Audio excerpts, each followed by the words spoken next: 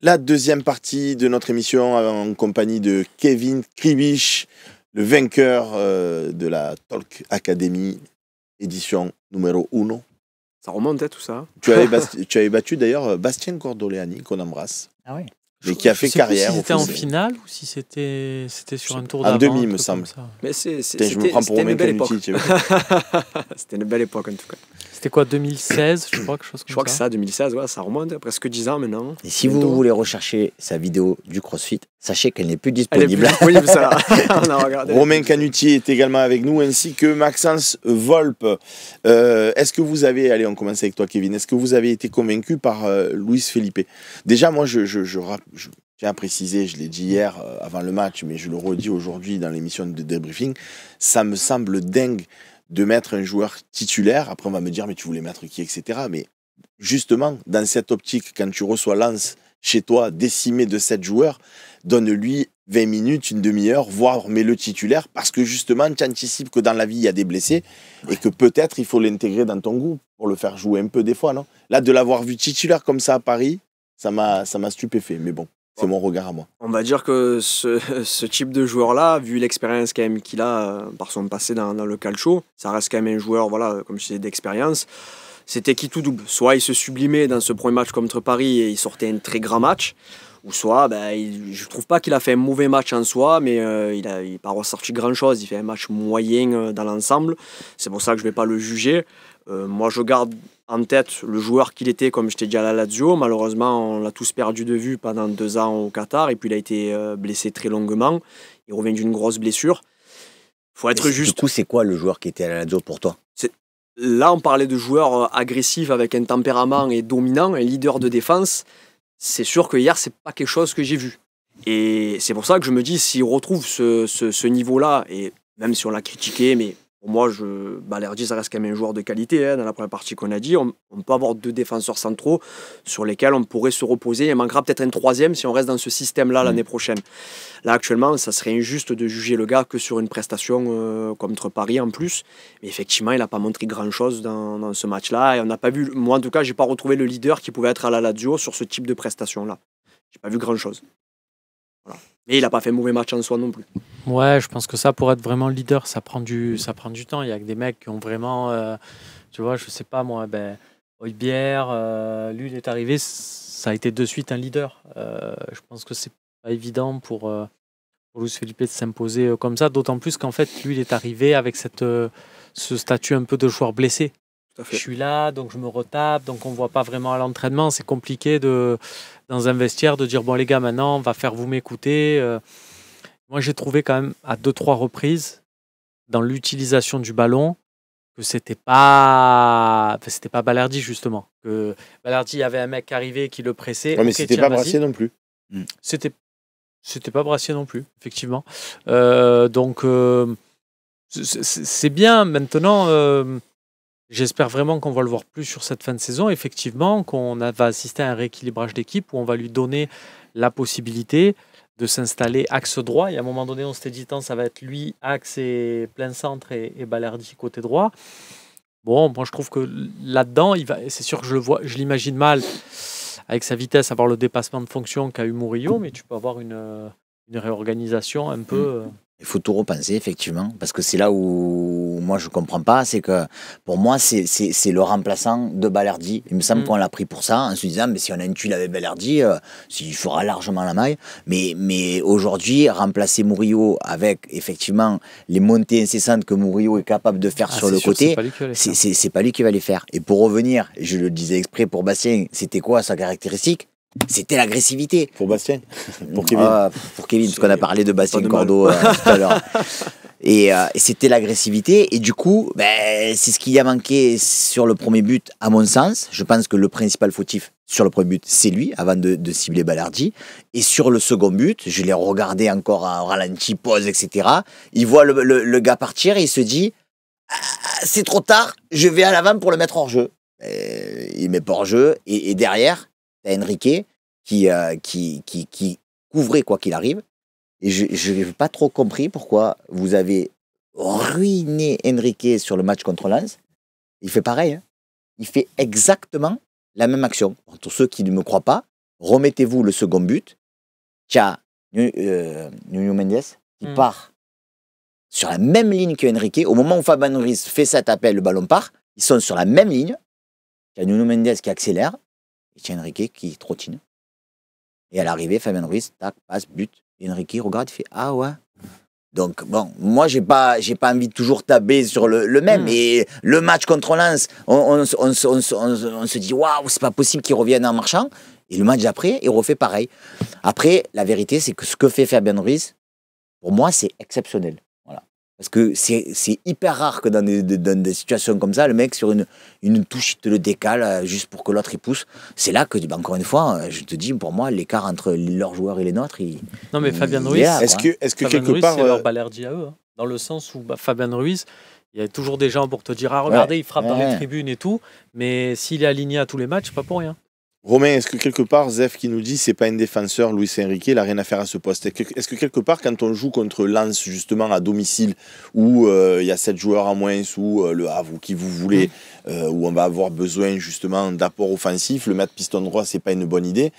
Mais quand on joue des gros matchs contre Monaco, Lyon, Paris, etc., on a besoin quand même d'avoir des joueurs qui défendent. 100% d'accord, je te laisse répondre. Ouais, je trouve qu'il nous a apporté quand même quelque chose. Après, on doit avoir normalement un système où même si tu as un Luis Enrique piston, tu dois avoir des joueurs qui apportent, entre guillemets...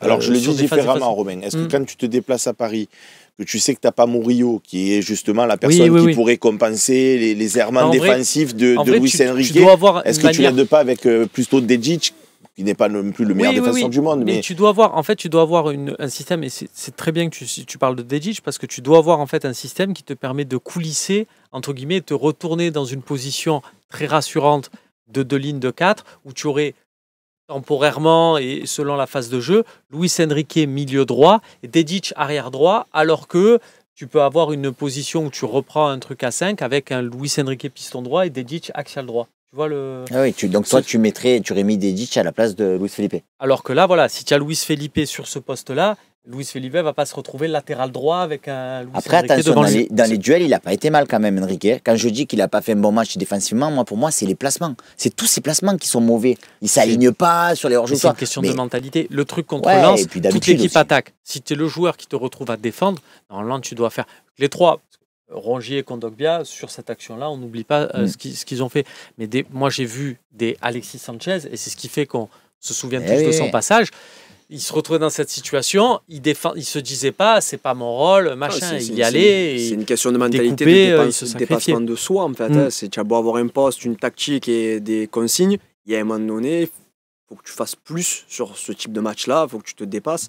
Et c'est vrai que dans ce système-là, c'était un petit peu compliqué parce que habituellement, quand on joue à 3, là, il y a Murillo qui est un latéral à la base. Et c'est vrai qu'il permet aussi de pouvoir se projeter. Et comme il disait Romain, c'est que ça coulisse en fait sur ce poste-là.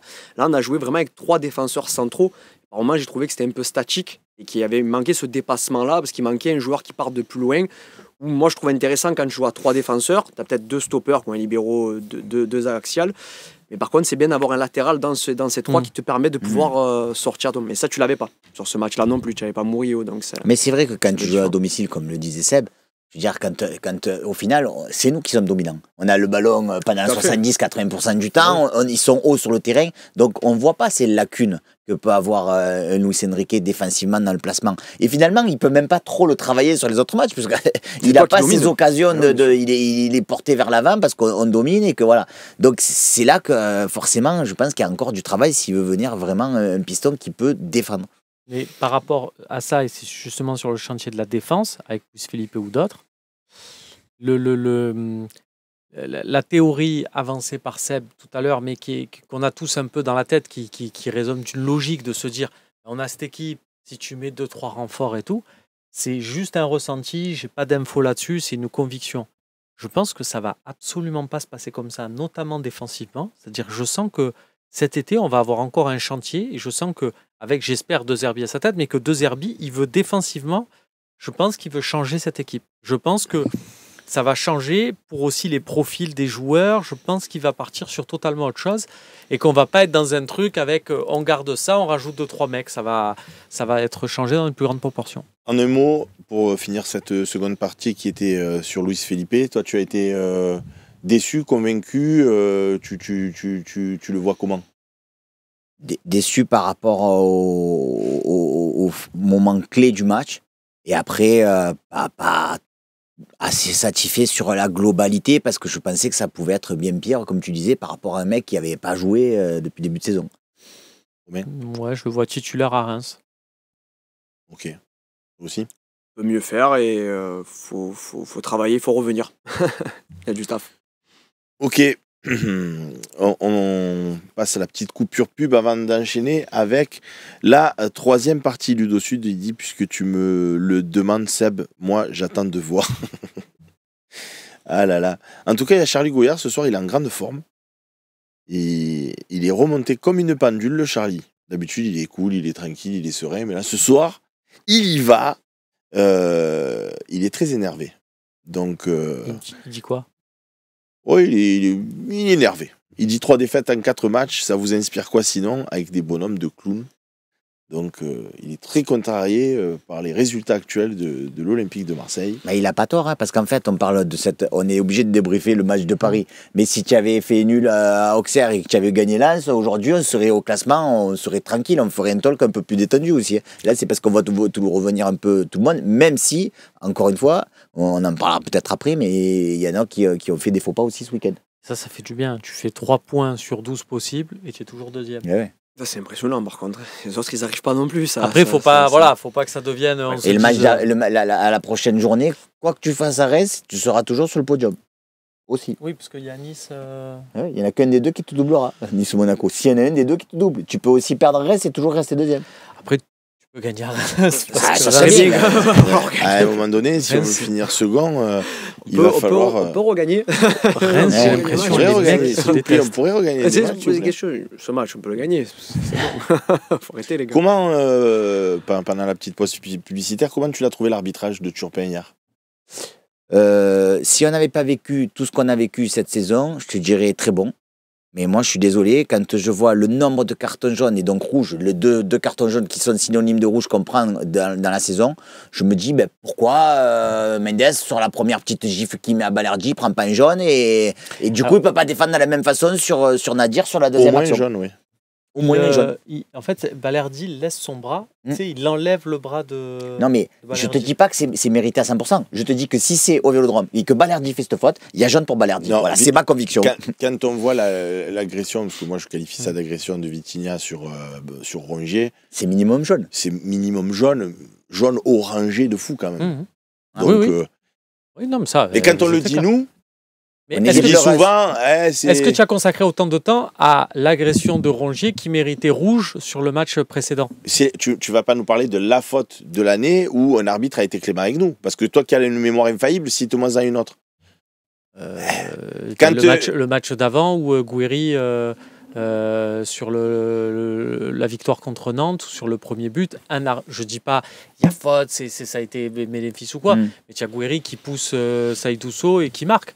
Mais là, on parle de carton, on ne parle pas de fait de jeu. Oui. On parle sur les cartons. Tu as toujours dit, Neil Maupay, il avait fait ça au goal, il s'est pris un jaune. Tu as dit, il est bête, il n'a pas qu'à faire ça, tant pis pour sa gueule. Il a fait ça, Ro. Là, l'autre, Vitinha, il fait une semelle sur Rongier et il arrache la cheville, il n'a pas de jaune. Sur le même truc. Non, mais je t'explique, c'est de l'interprétation par rapport à ce truc de Balerdi. Rongier, on est d'accord que la faute de Vitinha sur Rongier, je pense que c'est un jaune, je pense que c'est une erreur. Mais c'est ce qu'on appelle une erreur mineure. Ça ne nous change rien à l'histoire de ce match. C'est ce que dit Max. Quand tu prends des cartons, tu ne défends pas pareil, Romain. Ah ben la deuxième, tu sais qu'il prend le seul carton du match, je crois, c'est le seul. Hein, et c'est lui qui le prend derrière en faisant une faute sur Nadir qui part au but.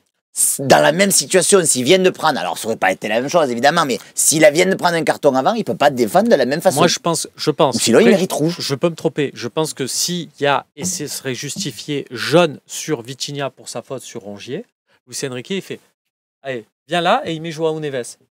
Ah oui. Vitinha, João Neves. Non, mais moi je te parle de celle de Nuno Mendes, la première. Vitinha, il est quand même un peu meilleur sur les derniers matchs que j'ai vus que João Neves, qui n'est pas un peintre en bâtiment. Voilà, je pense que si tu nous mets João Neves hier, on s'en sort pas.